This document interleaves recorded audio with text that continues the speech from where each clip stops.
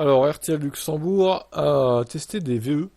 Et évidemment, bon, ils sont déçus que la plupart des VE qu'ils ont testés n'atteignent pas les chiffres de LTP. Du coup, voilà, on va regarder ce qu'ils ont dit un peu. Bon, il y aura peut-être les fins de phrases qui sont coupées. Je peux pas trop cadrer mieux, hein. Je peux pas zoomer plus ou dézoomer plus parce que c'est trop petit après.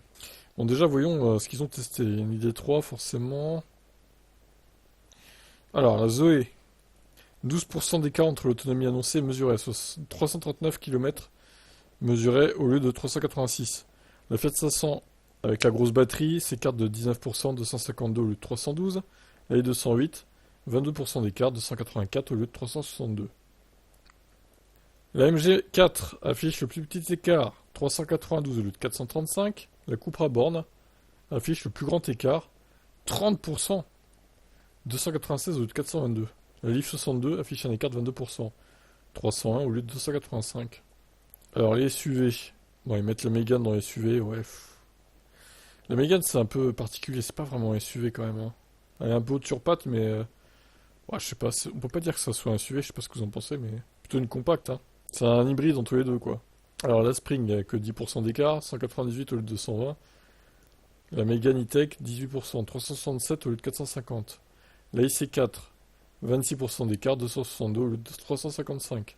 La Ioniq 6, écart de 9% seulement, 558 au lieu de 614. À l'inverse, Tesla réalise avec l'un des pires scores, 28%, 398 au lieu de 554 sur la Standard Range. Ça m'étonne pas. Chez les monospaces, c'est Volkswagen avec l'ID-Buzz Pro qui remporte la palme avec un petit écart de 8%, 390 au lieu de 423. L'Opel e-Combo, 50 kWh, affiche un écart de 24%, 218 au lieu de 285.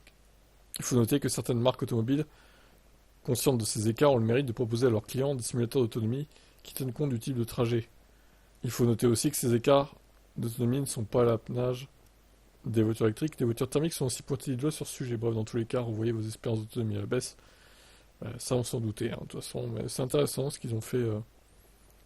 Alors, le déroulé du test, quand même, pour qu'on sache.